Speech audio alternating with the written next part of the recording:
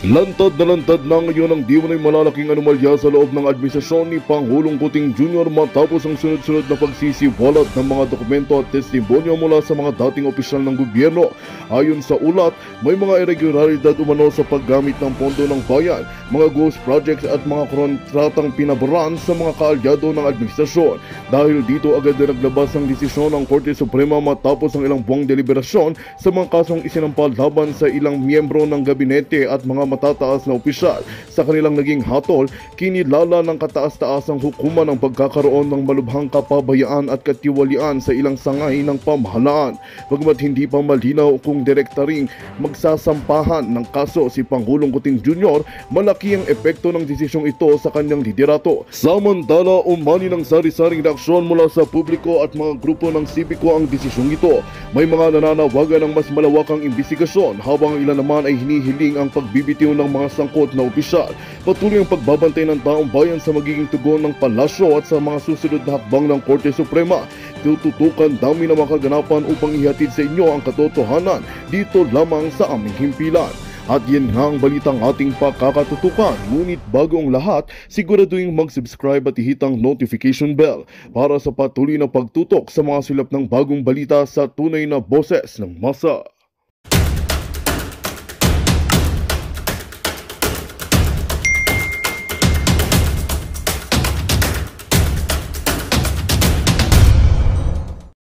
Sa Pasay na nananakot sa mga retired na mga pulis na pinipilit nila na mag-sign ng affidavit. Nako, marami-rami pa kung kailangang ipaliwanag itong si Nicolas Torre, yang si John Vic Remulla at itong si Boying Remulla. Kaugnay doon sa ginawa nilang pang-aabuso sa mga karapatan itong si dating Pangulong Rodrigo Duterte. Dito sa video na to, itong si Senator Bato de la Rosa ay magsasagawa ng investigasyon kaugnay dyan sa mga ginawang paglabag na yan at yung mga napabalita na yung mga prosecutor daw ng ICC nasa Pilipinas at di umano hinihikayat yung mga retiradong opisyal ng PNP na pumirma ng mga affidavit na kung saan ididiin itong si dating Pangulong Rodrigo Duterte. Nakanantawa. Yan ang nga ba sinasabi natin. At itong si Sir Arnel Ignacio, nako, yariyo itong si Marcos Jr. sa mga ano na to. Ano ho yan yung si Arnel Ignacio sa nakalipas na halos 4 na taon o 3 taon. Dati ko kasi nung panahon ni dating Pangulo Rodrigo Duterte, medyo nakikipagbardago lang sa social media yan Noon hong napalitan ng administrasyon dahil sa kagustuhan siguro na makatulong sa ating mga kababayang OFW, medyo naglelo ho siya sa politika. Kumbaga nag-focus ho siya sa kanyang trabaho. Kaso kung makailan meron hong napabalita na sinibak ho siya dahil doon sa di ho natin malaman biniling lupa na umabot ng bilyon. Dito sa video na to ipapakinggan naman ho natin ang side nitong si Sir Arnel Ignacio. Dito ho muna tayo kay Sir Arnel Ignacio. Pero kung bago lang ho kayo sa PH Update, isang like at isang subscribe. Masaya na ho tayo dyan sa mga gusto sumali sa ating community. Yung joint button nandyan lang ho sa baba. Ayun na nga mga kababayan, rekta ho tayo dito kay Sir Arnel Ignacio. Tawag sa akin at hiling ng ako'y makausap na ako ay nag-decline muna sapagkat itong pangyayaring ito ay talagang nagulat ako. So, minabuti namin na suriin mabuti at aralin kung paano kami magre-respond. So, gusto ko lang sa inyong isalaysay ang totoo. Ito pong pinag-uusapan natin, itong umiikot at sinasabing transaksyon. 2018 pa ho ito nagsimula. Ako pa lang ay DA at ang aming secretary ngayon ay siya ang administrator. So naisulong na ho ito, naipropose. And then napag-usapan din ito sa Senado. Nung ako ay nag-apila kung paano akong magkakaroon ng flexibility sa funds. So we worked with the DBM, the Department of Budget and Management, na nagbigay sa amin ng guidance kung paano magkakaroon ng modification ng funds namin. So, sinunod namin ang lahat ng mga requirements at ito ay nakapasa na bigyan kami ng Special Allotment Release Order. At nagtuloy-tuloy ang proseso hanggang sa na-acquire yung lupa. Ito po ay dinala namin sa board. dinala namin sa board bilang report ng OWA at binusisi ng ilang technical working group na binuo rin po ng aming chairman na si Chairman Secretary Hans Kakdak, na kaibigan ko. Walang nakitang iniliban na hakbang. Lahat ng mga requirements sinunod at sinabing maayos ang aming pagkakasunod sa RA 10752. So, ito po ang kaya ako gulat na gulat na tinawag itong anomalous deal. So, ito po ang katotohanan ng kwento. So, kaya ako nagugulat sa Ako basa ko lang naman dito sa nangyari na to kay Arnel Ignacio. Dahil yan, Sir Arnel, doon sa naging outcome ng 2025 midterm election. Ha? Dahil mga bangag yung mga amo mo na yan, umaasa sila na sa pagtatrabaho mo bilang kalihim ng ahensya na yan, maliligawan mo ang mga kababayan nating OFW na iboto yung mga taga-alyansa dahil base doon sa lumabas na boto ng mga kababayan nating OFW, talagang namayagpag yung mga kandidato ni dating Pangulong Rodrigo Duterte. So ano hong nangyari dito kay Arnel Ignacio? Ginawan siya ng kung ano-anong problema. Kaya ngayon, kinakaharap mo yan. Mga mga bangag yung mga amo mo. Siguro ngayon, na-realize mo na ika nga, ako hindi ko naman sinisisi kung bakit etong si Sir Arnel Ignacio, nagpatuloy siya dito sa administrasyon na to. Pero si Tatay Digong, isa yan sa mga nabigyan ng pwesto nung panahon ni Tatay Digong, no? At wala siyang naging issue pagdating sa pera ng mga panahon na yun. Kaya dito sa pagpasok ng administrasyon na to at pagsama niya dyan sa paglilingkod niya dyan sa ahensya na yan, nagkaroon ng ganitong problema. Alam na natin ibig sabihin niya. Naghahanap na naman sila ng masisisi nga. Mga pangyayari. Yung 2018 pa nga lang, isinulong na ito. Kaya nung sinasabi na hindi ito bagay sa OFW, nagulat ako. Kasi this is a project that we can consider a legacy project for our OFWs.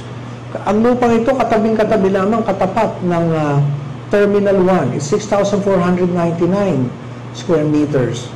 At makakapagtayo tayo doon ng, actually sa aming vision, paraiso nila Ang nakakalungkot at nakakabigat ng dibdib, imbis na ito, papunta na tayo dun sa makita natin na mabuo ito, narito tayo itong pinag-uusapan natin. Yung unang napakabigat. Pagkatapos napakaraming aligasyon sa akin. Saan yung galing? Sa isang papel na walang nakapirma, na ang dami-daming sinabi na kinita ko, pati nga yung numero hindi na nga magkasundo kung magkano. But let me tell you, to the OFWs I have been serving, hindi ko kayo pinagtaksilan, ginawa ko lang ito para sa inyong pagmamahal at wala po akong kinita dito. Walang ganun ito. Because Land Bank po ang nag-assess nito. As our government financial institution, it's the Land Bank who assessed the value, and it is exactly the amount that OWA paid. So, hindi ko maintindihan kung bakit kailangang araw-arawin ako, nakaliwat ka na nakausapin kayong lahat, na paulit-ulit sasabihin na may anomalya ang aking ginawa. At sana naman lang binigyan ako ng pagkakataong makakausap. Nagulat na nga lang po ako na isang araw pinatawag ako na ako ay papalitan. So, yun po ang nangyari dito. Bangag na bangag talagang galawan nitong si Marcos Jr. Pambihira, wala man nung niha. Pinatawag ka para papalitan. Hindi ko po ito itinago. Ito pong ganitong magandang transaksyon, bakit namin itatago ito? Itong transaksyon na to, o itong proyektong ito, gusto mong ibigay sa OFWs. Bakit po itatago ito? Correct. We were very, very transparent each step of what we have been doing. Again, may I emphasize, it started in the Senate. It's on record. And magkakatabi po kami noon. Nandun ang aming bagong administrator, P.Y. Kaunan, former Undersecretary Tonet Aliones, and OIC Yusek Hans Kaknak was there. At we had all the chances na sabihin lahat itong nagiging alingas-ngas ngayon. So, ipagpaumanhin nyo, katulad ng binanggit ko kanina, hindi po ako nakapagsalita kaagad. Simply because I was shocked. Because when we parted ways, napakaayos naman. So, nagulat na lang po talaga ako na gano'n ang nangyari. As I hope all the questions you have in mind ay nasasagot na ng aking narrative ngayon. Because alam ko naman po yung mga nasa isip niyo. Kaya minabuti na namin na on this day, ito po yung kwento.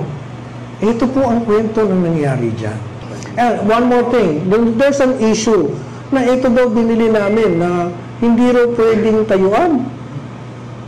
Sapagkat napakalapit sa... Meron mo kaming permit sa CAAP. Meron permit sa CAAP. Taxes, hindi po kami ang nagbabayad ng taxes nito. Hindi po kami. So, lahat ng mga kwento tungkol dyan, I am totally shocked at all the accusations.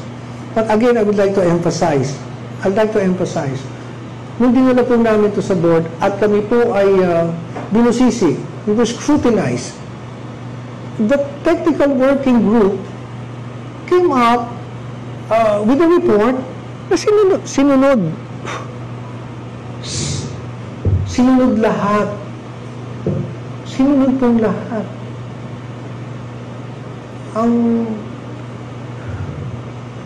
Hindi ko maintindihan sa bakit itinawag na ganon. Again, sa mga OFWs, palagay ko ang pinakamalaki kong pagkakamali.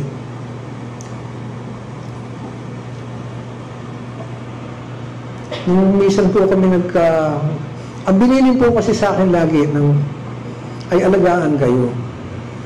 At nung po ako ay nasa show business, hindi po maramot ang pagkakataon na kami ay itrato laging VIP. At kung paano yung karanasan na yan, yun ang gusto ko maranasan ng mga OFWs. Hindi naging sapat sa akin na tawagin lang kayong bagong bayani. Gusto kong maramdaman nyo kung ano ang VIP. Kaya, araw-araw po ako nagtatrabaho para maramdaman nyo po yun. Hindi ko kayo pinagtaksilan, hindi ko kayo tinalikuran. Ito lang ay ginawa ko dahil gusto ko isakabuhay ninyo kung ano ang tunay na pagmamahal sa OFW. Sana meron na kayo nito. Dapat sunod mo dyan na Sir Arnel, yung pagmamahal na naranasan nyo kay dating Pangulong Rodrigo Duterte, gusto ko sanang ipagpatuloy dito sa administrasyon na to. Ang problema, mga bangag ang mga amo ko. Yun dapat. Sana meron na kayo nito.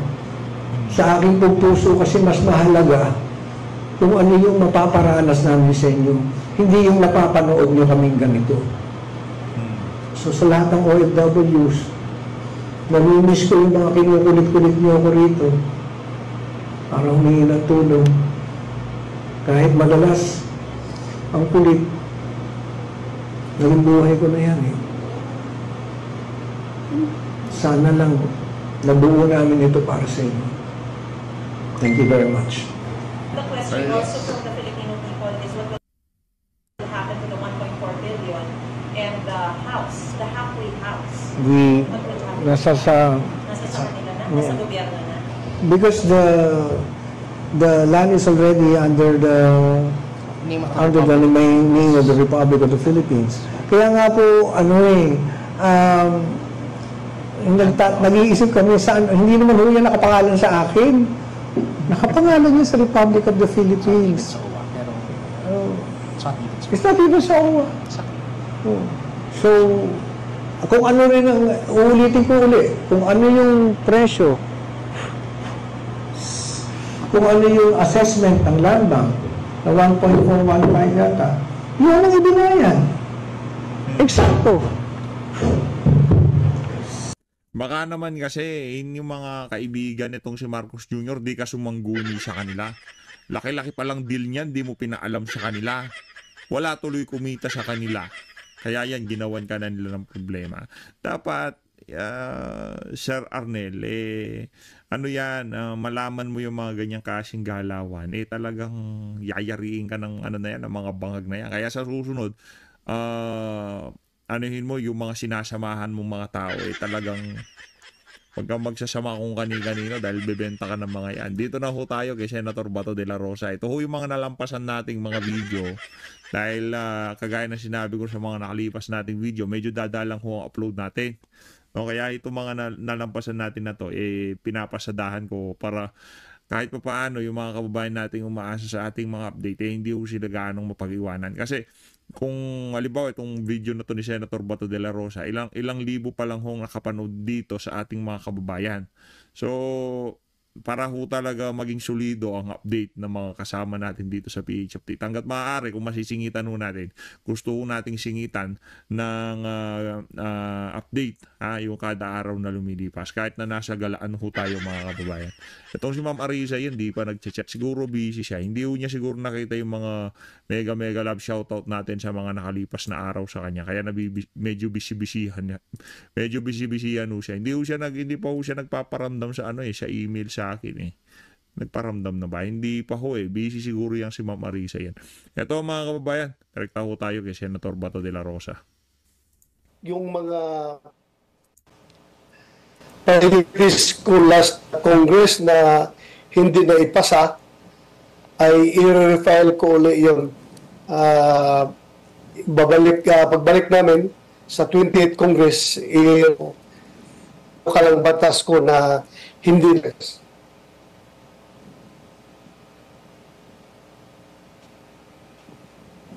Alright, we're having some technical difficulties po sa ating connection. Senator Bato, if you're still there, ano po yung ilan sa mga batas na pending pa ho na inyong balak i-refile agad-agad? Yung death penalty for high-level drug traffickers, ibabalik ko yun. Refile ko ulit. And yung pagbabalik ng mandatory ROTC for college students, yun din, ibabalik kong i-refile. Confident ba kayo, Senator, na makakakuha na kayo ng enough numbers this time para dito sa dalawang bills na ito? Okay.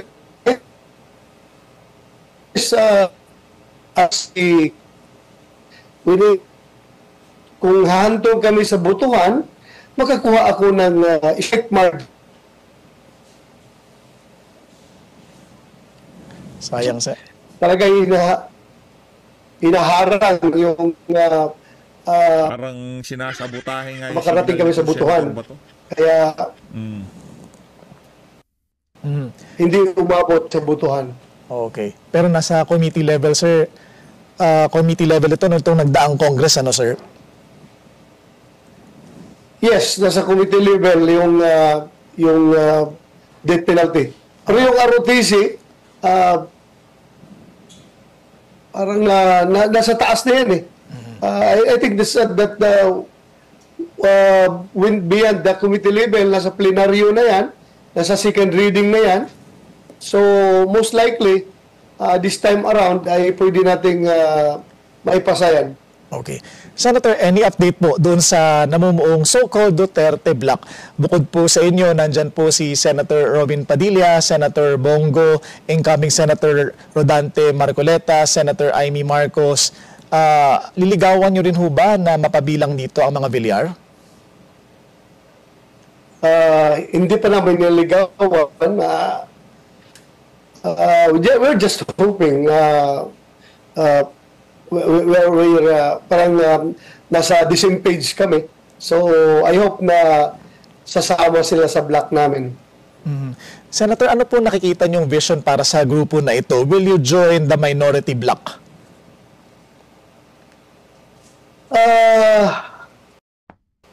It depends, no? It depends what will happen no, pag convene namin sa 28th Congress. Basta siguraduhin namin na kami ay buo yung block namin at yung boses namin ay mapapakinggan. Do you see yourself or your bloc working with Senator Risa Hontiveros and her allies to form a minority in the Senate? I don't think so. Why is that, sir? Kami ng paningin sa mga bagay-bagay. Correct. Sir, Hindi malabo talagang maghalo yung dalawa na yan. Yung yung tawagin nila yung mga sarili na minority pero lahat ng kapalpakan na nangyayari dito sa administrasyon na to ay pinagkikibit-balikat lang ho nila. Pero kung tawagin ho nila yung mga sarili nila dyan sa Senado minority pero wala ho silang sinasabi. Yan si Coco Pimentel, yan si Risa Hontiveros. Hindi naman ho talaga mga minority. Kasi pagka minority ka, i-scrutinize mo lahat yan. Wala kang palalampasin dyan. At kung meron mang nakalampas, maya't maya, bibirahin mo yan. Kagaya ng budget, di ba? Sino bumibira sa budget? Si Atty. Vic at yang si Congressman Isidro Ungab. Si Kong Ungab, Congressman. Si Atty. Vic ho, privado ho siyang individual. Kaya, ano ho siya kumbaga, taas ho talaga ng ibang di kalibre. Di kalibre ho yung mama na yan. Manalo, matalo, tuloy-tuloy ang laban. Tuloy-tuloy siyang laban. Kung di ho tayo nagkakamali sa mga natanong natin yan kay Atty. Vic noong nakahuntahan natin siya bago mag-file ng COC. Na kung sakaling diretsa na kung sakaling hindi pinalad, yun na nga ho ang nangyari, makakasama pa rin ho ba kaya natin siya sa laban na to? Diretso ang sagot nitong si Atty. Vic Rodriguez na dire-diretso lang. Manalo matalo, yung puso niya nasa sambayan ng Pilipino. Kaya doon ho tayo bilib dito sa kay Atty. Vic Rodriguez. Matalino magaling Kaya kung sasalansan man niya ng mga issue, abogado, planchadong-planchado. Itong nagdaang halalan, ano po ang nakikita ninyong epekto nito, yung resulta in particular doon sa Senate race, doon sa magiging outcome ng impeachment trial ni VP Sara? Do you think you have enough numbers to have VP Sara acquitted po? I think so. And I'm confident. Dahil nakikita ko naman yung ibang alam natin na hindi namin kaalyado ay nagbabago na yung stand, no? Like Senator G. Papalabas na siya ng kanyang stand na ayaw niya ng impeachment. So, the numbers are growing. As far as our side is concerned. At tingin niyo ho, naabot niya na ho yung 9, at least, para hindi umabot sa conviction. Baka sobra pa. Aha. Baka sobra pa. Would you name names? Baka sobra pa ho. Baka sobra pa. Naniniwala ho tayo dyan. Baka hindi lang ho 9 ang makuha ng mga mag-a-acquit dito kay VP Sara dyan sa impeachment trial. Kaya kumbaga waste of time lang. O kung yung ini-aim naman nila dahil alam naman nila na matatalo yung impeachment na yan, makaka-acquit si VP, siraan na lang siya. Lahat na lang ng pwede nilang mapiga dyan sa impeachment na yan. Ipipigain nila para sa presidential election sa 2028. Kahit pa paano, napakinabangan nila yung napakamahal na paggasta dyan sa impeachment na yan. Ang laki hong binayad ng mga pumirma dyan sa impeachment na yan dyan sa House of Representatives. Kaya kailangan talaga nilang sulitin, nga. Baka sobra pa. Sino pa ho ang makakasama ninyo? Mahirap. Baka mamaya biglang nagbago yung stand nila. Depende sa takbo ng impeachment trial. Mahirap na. Basta as of now, I am confident na more than 9 yung makuhang boto dyan. Senator Bato, may alukhong reconciliation si Pangulong Bongbong Marcos and you've already said na kailangan ipakita ang kanyang sincerity paano niya maipapakita ang sincerity? Ano ho ang hinihiling ninyo? Si Attorney Sal Panelo, ang sabi po niya, dapat mapauwi si FPRRD. Tingin niyo ho ba, dapat din po bang mangyari ito o may iba ho kayong kondisyon na nakikita o hinihingi sa Pangulo?